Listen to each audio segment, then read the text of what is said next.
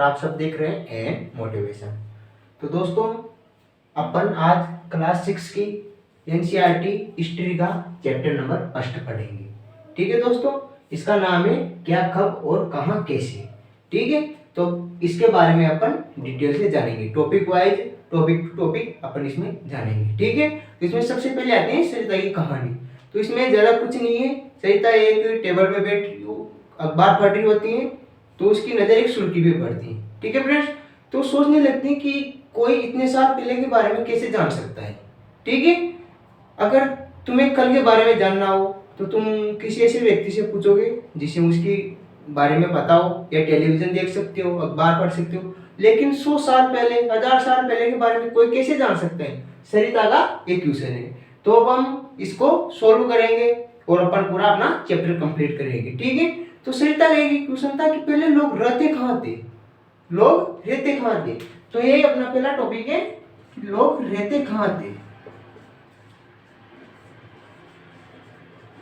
रहते कहाँ थे।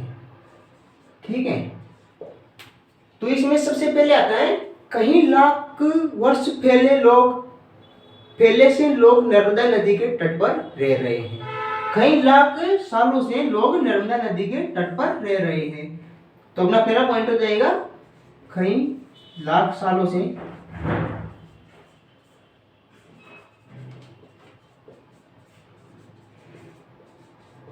लोग नर्मदा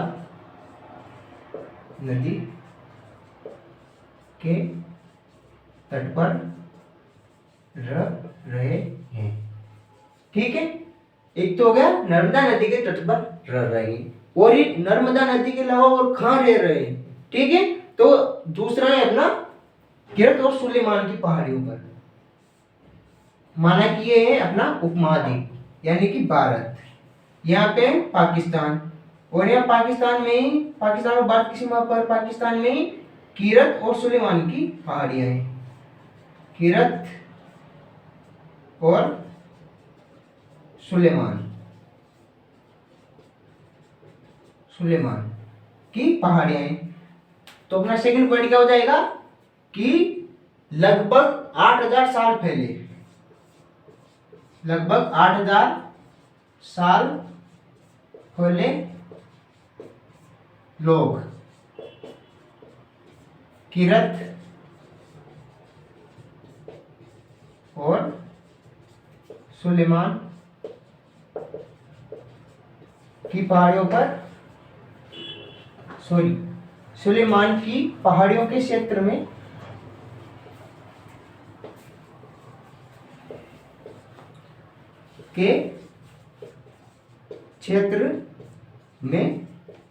रह रहे थे।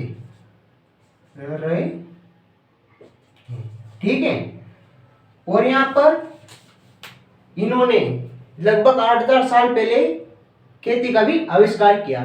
तो इन्होंने सबसे पहले गेहूं और जौ जैसी फसलों का उत्पन्न करना यानी कि पैदा करना शुरू किया।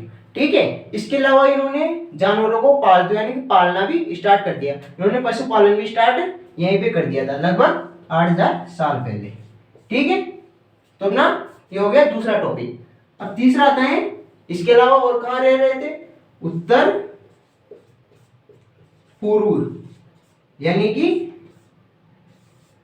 उत्तर पूर्व, यहाँ पर उत्तर के पूर्व, यहाँ पर लगभग अरुणाचल प्रदेश में गारो की पहाड़ियां।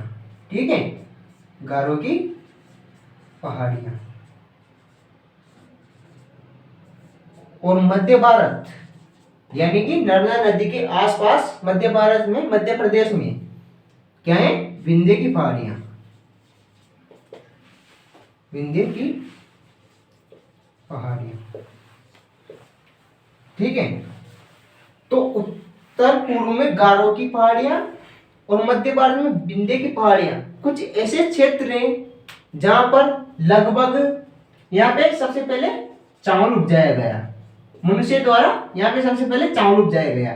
ठीक है फ्रेंड्स, अब इसके बाद अपनाते हैं चौथा टॉपिक।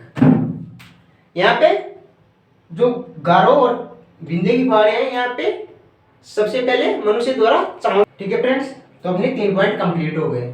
अब चौथा पॉइंट है कि इनके अलावा और लोग कहाँ रहते थे। ठीक है, तो इनके अलावा लोग सिंधु नदी की सहायक नदियां, सिंधु नदी और इसकी सहायक नदियां, सहायक नदियां।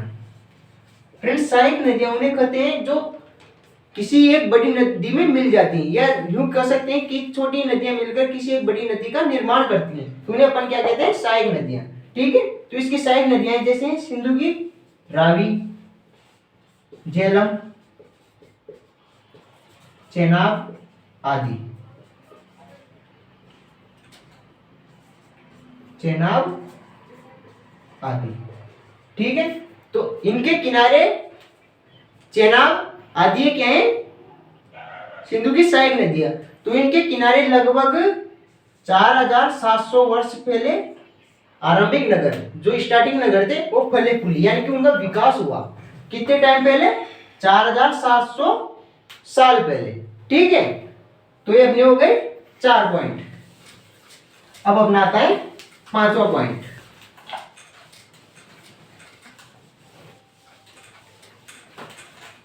अब आता है अपना 5वां पॉइंट। 5वां पॉइंट है गंगा व इसकी सहायक नदियां, गंगा व इसकी सहायक नदियां।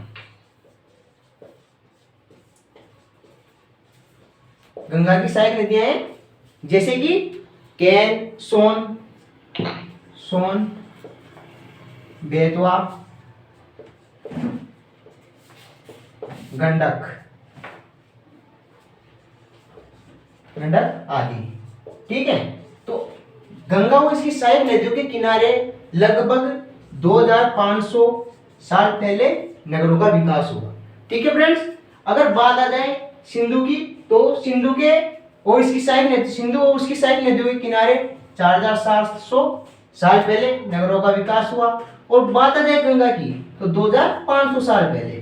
ठीक है, ये तो हो गए कि लोग कहाँ रहते थे। लोग इन 5 स्थानों पर रहते थे। ठीक है, जहां पे अपन ने ये 5 पॉइंट पढ़े, वहां पर लोग रहते थे।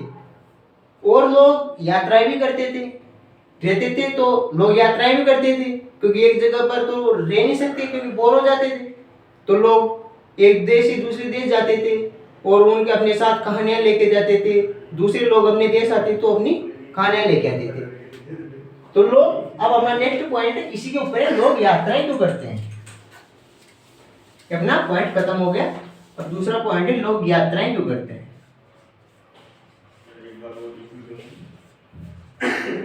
यात्राएं क्यों करते हैं। ठीक है, लोग यात्राएं क्यों करते हैं। जो अपना उपमहाद्वीप है, यानी कि जो भारत है, भारत का नाम तो बाद में पड़ा, पहले ये उपमहाद्वीप था। तो ये क्या है, पहाड़ियों,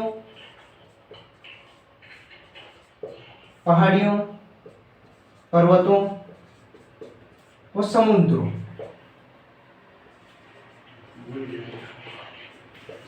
ने, ठीक है, पहाड़ियों, पर्वतों, समुद्रों ने अपने उपमहाद्वीप की प्राकृतिक सीमाएं, प्राकृतिक यानी कि नेचुरल जो सीमाएं उसका निर्माण करती हैं।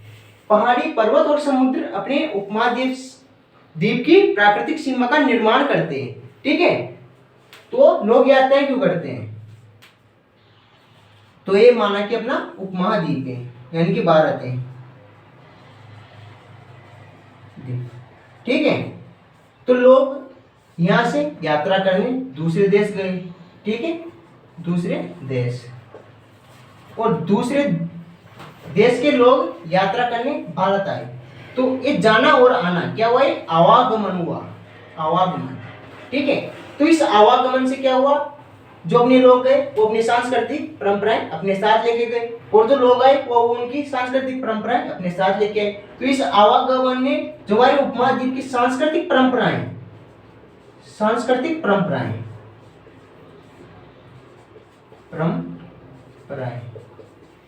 उनको समृद्ध किया। ठीक है, उनको समृद्ध किया इस आवागमन ने। सांस्कृतिक परंपराओं को इस आवागमन ने क्या किया, समृद्ध किया।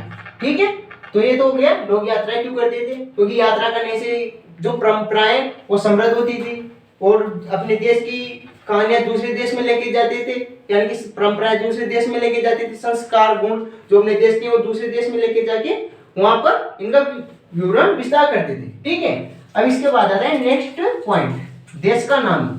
देश का नाम जो पहले क्या था, उपमहाद्वीप, केवल इसका कोई नाम नहीं था। अभी तो इसके नाम है भारत, इंडिया, हिंदुस्तान, बहुत सा 3-4 नाम इसके, लेकिन पहले इसका नाम नहीं था। तो देश का नाम कैसे पड़ा, ठीक है, तो देश का नाम, देश का नाम, ठीक है।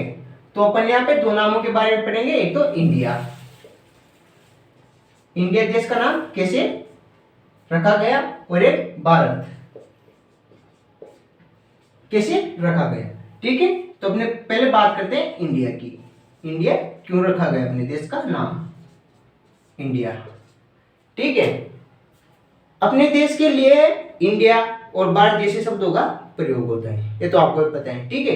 इंडिया शब्द जो है वो इंडस से निकला, किससे, इंडस, इंडस।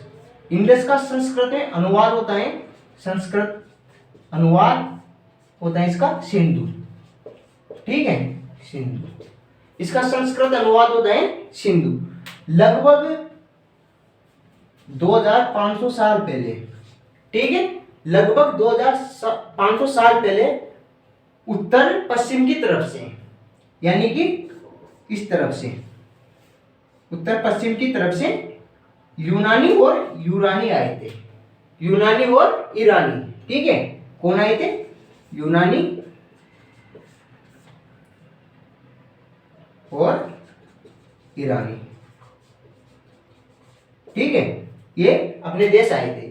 तो इन्होंने क्या है, सिंधु को, जो देश आए तो इन्होंने सिंधु को हिंदोस कहा, ठीक है, सिंधु को कहा इन्होंने हिंदोस, सिंधु को इन्होंने हिंदोस कहा, हिंदोस, और इंदोस या आप अपन कह सकते हैं इंदोस, एक कहा ईरानियों ने सिंधु को, ठीक है। और जो सिंधु के पूर्व में, यानी कि सिंधु अगर यहाँ पे तो इसके पूर्व में, इधर ये सिंधु नदी ये है, तो इसके पूर्व में ये, इस क्षेत्र को, पूर्व में स्थित भूमि क्षेत्र को इन्होंने इंडिया कहा, ठीक है। सिंधु नदी के पूर्व में स्थित भूमि प्रदेश को इन्होंने क्या कहा, इंडिया कहा। सिंधु के पूर्व में स्थित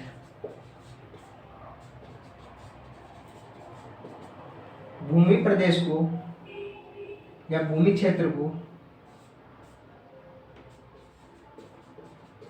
ईरानियों को, यूनानियों ने इंडिया कहा। तब से अपने देश का नाम इंडिया रखा गया, ठीक है, इसलिए अपने देश का नाम इंडिया रखा गया। अब अपन बात करते हैं भारत की, ठीक है, अपने देश का नाम भारत क्यों रखा गया, ठीक है फ्रेंड्स। तो अपन यहाँ पे हेडिंग डाल देते हैं भारत, भारत। भारत शब्द जो है वो भरत से निकला।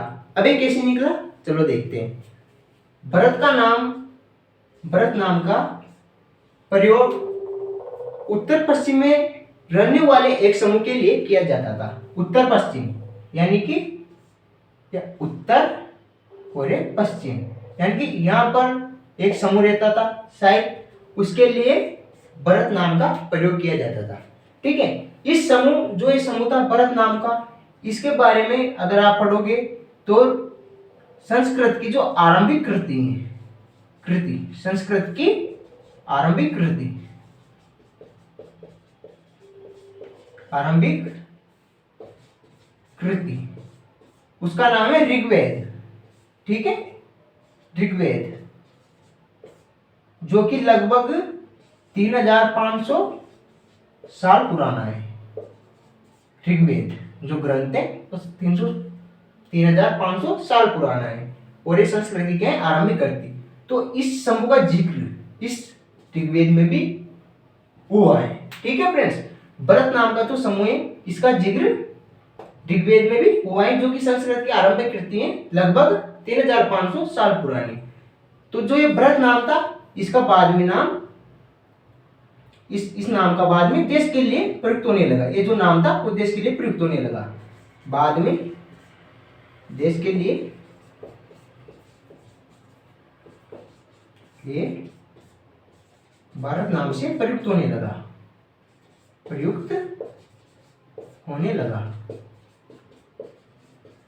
ठीक है, तो इस तरह से अपने देश का नाम इंडिया और भारत रखा गया। शायद मैं उम्मीद करता हूं आपको ये समझ में आ गया होगा। इसके बाद अब अपना नेक्स्ट टॉपिक चलते हैं, अतीत के बारे में कैसे जाने। ठीक है, अतीत के बारे में कैसे जाने।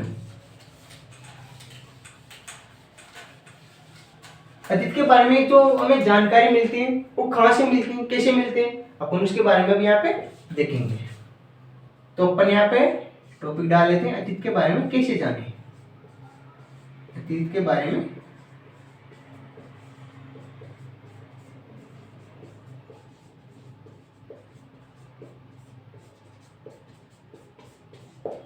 ठीक है फ्रेंड्स, अतीत के बारे में कैसे जाने।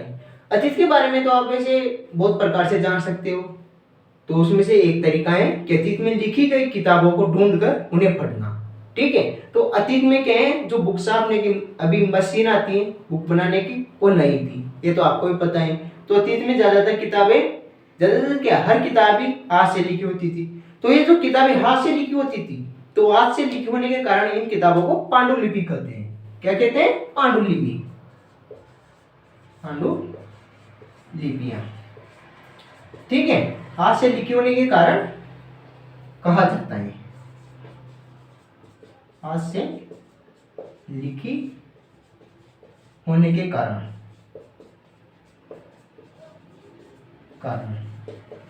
इन्हें क्या कहते हैं? पांडुलिपियां कहते हैं, जो अतीत में किताबें लिखी गई थी। ठीक है, तो जो ये पांडुलिपियां थी, पांडुलिपियों के लिए एक शब्द प्रयुक्त होता है, मैन्युस्क्रिप्ट। मैन्युस्क्रिप्ट, जो ये शब्द है ये लैटिन भाषा के मेन्यू शब्द से लिया गया है। ठीक है दोस्तों, लैटिन भाषा के मेन्यू शब्द से लिया गया है। क्या? मैन्युस्क्रिप्ट शब्द। ठीक है, जिसका अर्थ होता है हाथ। मेन्यू का अर्थ क्या होता है? हाथ, इसलिए इसको पांडुलिपि कहा जाता है। ठीक है, ये जो पांडुलिपि लिखी गई थी ये लगभग 1000 साल पहले लिखी गई थी। जो ये पांडुलिपियां लिखी गई थी ये लगभग 1000 साल पहले लिखी गई थी। ठीक है, और ये पांडुलिपि मंदिरों और बिहारों में प्राप्त होती है। ठीक है, तो ये पांडुलिपि कहाँ प्राप्त होती है? पांडुलिपि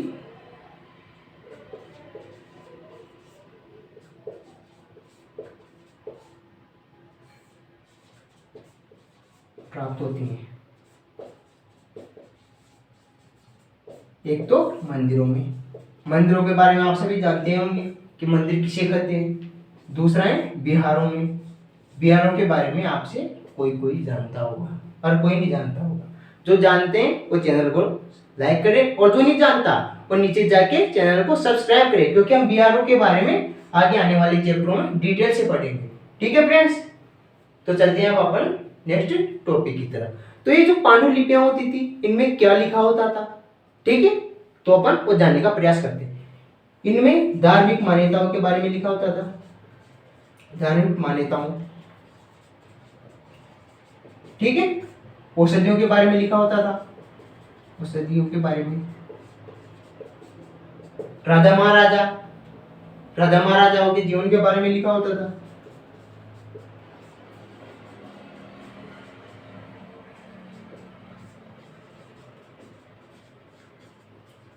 जीवन के बारे में। ठीक है, ये सभी इसमें आदि सभी प्रकार के विषयों में इनमें लिखा होता था। ठीक है, तो ये पांडुलिपियां बहुत काम की चीजों कर दी थी। तो कई पांडुलिपियां लिखी गई, जिनमें से कई पांडुलिपियां तो नष्ट हो गई और कुछ बची।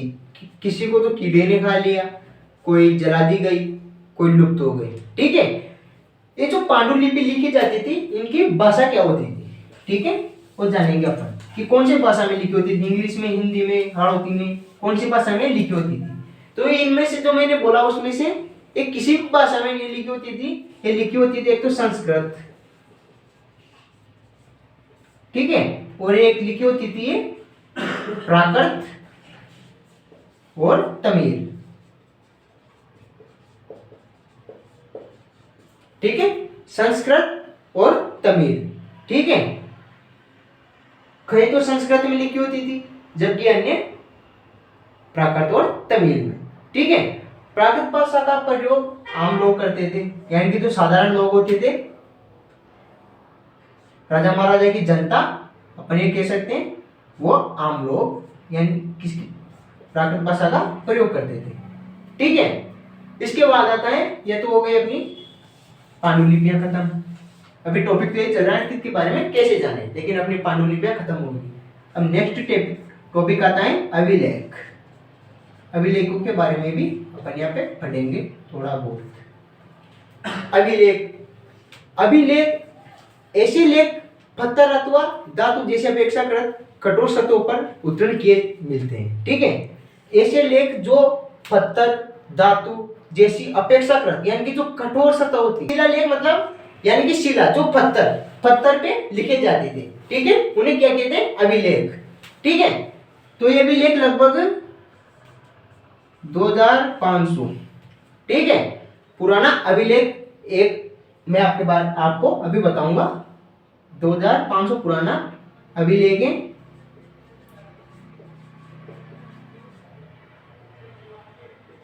जो कि अफगानिस्तान के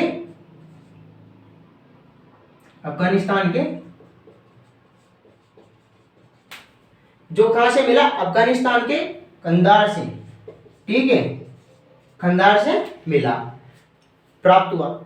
यह कहा जाता है कि यह अभिलेख जो अशोक सम्राट थे उनके नाम के आदेश पर उत्कीर्ण किया गया था, ठीक है, उन्होंने उत्कीर्ण करवाया था या उन्होंने इस अभिलेख को बनवाया था, ठीक है। उन्होंने अपने शासन आदेश को इस अभिलेख में उत्कीर्ण किया था, जो कि अफगानिस्तान के कंधार से मिला, लगभग 2250 साल पुराना, ठीक है, 2250 साल पुराना अभिलेख मिला है, ठीक है। तो जो ये अभिलेख थे इनकी भी कुछ भाषाएं थी, तो किस भाषा में लिखे जाते थे, ठीक है। जो ये अभिलेख अफगानिस्तान से मिला उसकी 2 भाषा थी, ठीक है, एक तो यूनानी, ठीक, और दूसरी एक अरामेइक। ये 2 भाषाओं में इस अभिलेख को उत्कीर्ण किया माना जाता है, ठीक है। ये दोनों लिपि तथा भाषा में है, ठीक है, इनको आप लिपि या भाषा कह सकते हो।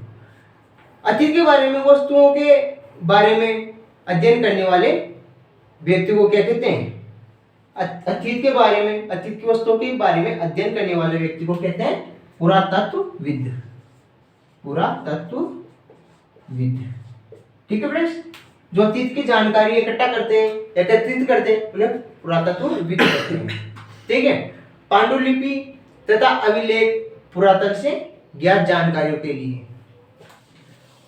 अब अपन पढ़ते हैं नेक्स्ट टॉपिक, यानी कि जो ये पुरातत्वविद होते थे इनको अभिलेख या पांडुलिपि या प्राचीन समय की जो भी कोई भी जानकारी मिलती थी उसको स्रोत शब्द से प्रयोग करते थे। इतिहासकारों का स्रोत शब्द से प्रयोग करते थे। तो स्रोत का मतलब है प्राचीन काल की जानकारी, अतीत के बारे में जानकारी, ठीक है। तो स्रोत के प्राप्त होते ही अतीत के बारे में पढ़ना बहुत अच्छा लगता है, रोचक हो जाता है। यानी कि अतीत के बारे में जानकारी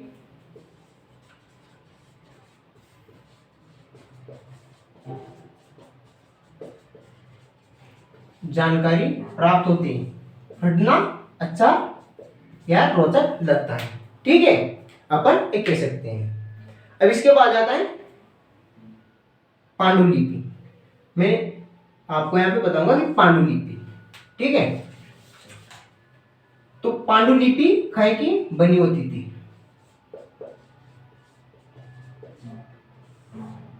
पांडुलिपि काहे की बनी होती थी। पांडुलिपि ब्रुज ब्रुज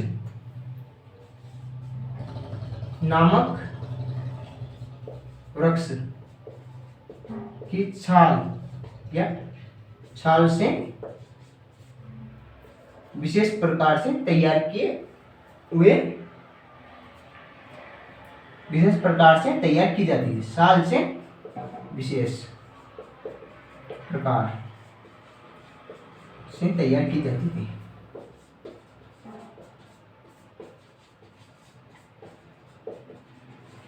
ठीक है, तो पांडुलिपि तो इस तरह से तैयार की जाती थी। अभिलेखों का आपको पता ही है, अभिलेख या शिलालेख जो शिला यानी कि पत्थरों से बनते हैं। ठीक है, इसके बाद आता है तिथियों का मतलब। ठीक है फ्रेंड्स, तो इसके बाद आता है तिथियों का मतलब। नेक्स्ट टॉपिक है अपना तिथियों का मतलब।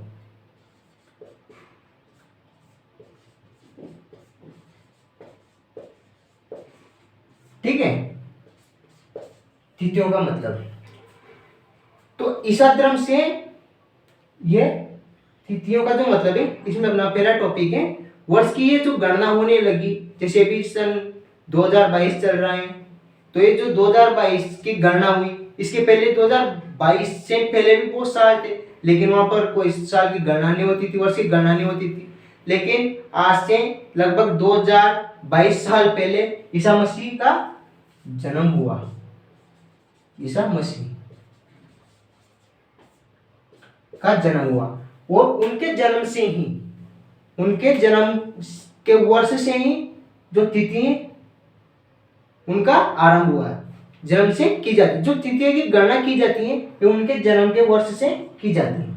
ठीक है, ईसा पूर्व आपने कई बार देखा होगा, ये लिखा हुआ किसी शब्द के पीछे या आगे आपने ये देखा होगा। तो इसका मतलब होता है ईसा पूर्व। ईसा पूर्व यानी कि ईसा मसीह के जन्म से पहले ये जो घटना ये है ईसा मसीह के जन्म से पहले की। ठीक है फ्रेंड्स, मैं उम्मीद करता हूं आपको समझ में आ गई होगी। ठीक है फ्रेंड्स, जो तिथि की गणना हुई वो ईसा मसीह के जन्म के वर्ष से हुई। उसके पहले जो भी तिथि है उसको ईसा पूर्व से दर्शाया जाता है। ईसा पूर्व, ठीक है, इससे उसको दर्शाया जाता है। अब अपना नेक्स्ट टॉपिक इसी में तिथियों का मतलब में, तो ये अपना नेक्स्ट टॉपिक इतिहास और तिथियां। इतिहास और तिथियां।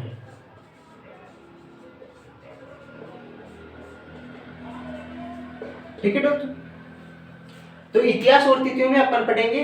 अंग्रेजी में आपने बहुत सी बार देखा होगा बीसी। ठीक है, बीसी, और हिंदी में लिखा जाता है ई ओ, यानी कि ईसा। बीसी का मतलब होता है बिफोर क्राइस्ट।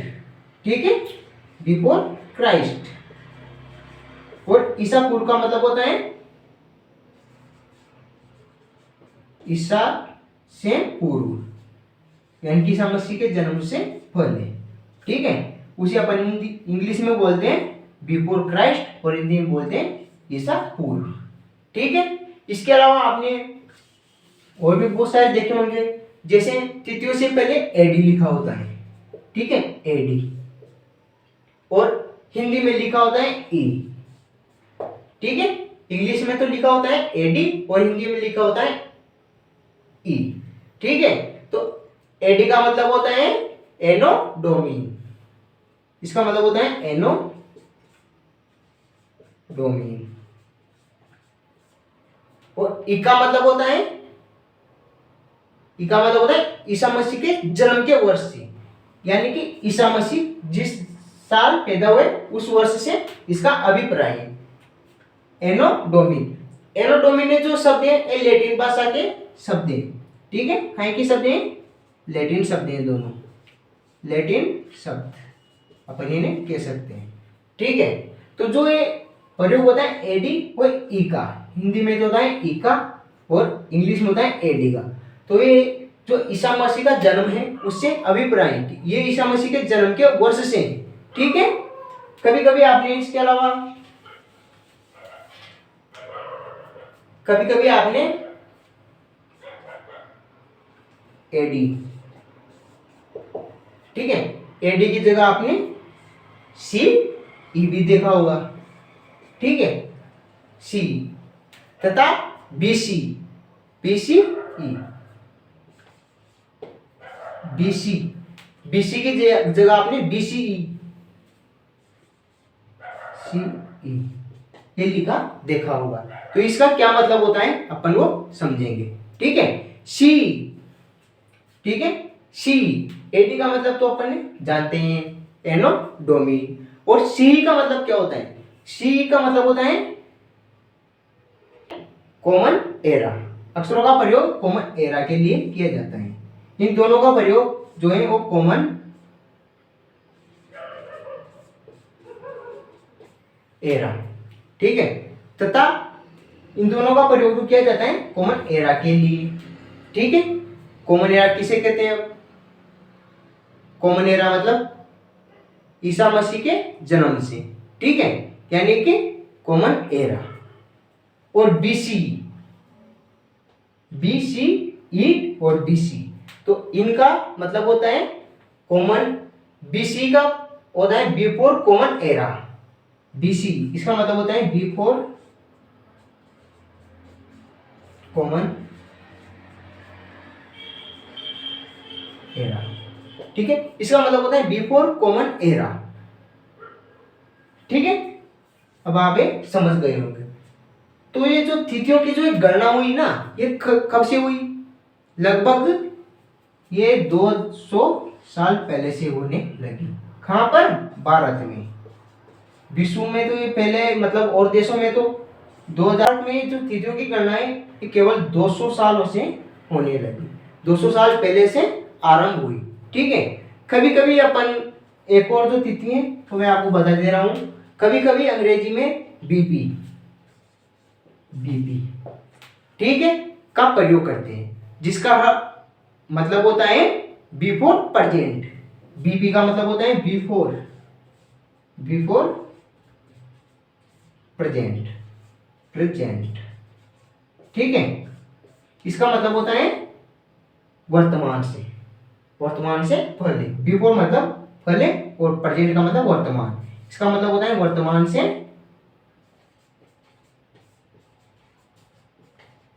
पहले। तो अपन ने यहाँ पे तिथियों के बारे में, तिथियों का मतलब इतिहास और तिथियों के बारे में भी जाना, और इसी के साथ अपना चैप्टर खत्म होता है। अगर आपको वीडियो अच्छा लगा हो तो चैनल को सब्सक्राइब और वीडियो को लाइक जरूर करें। Thank you, all the best. मिलते हैं कल नेक्स्ट वीडियो में।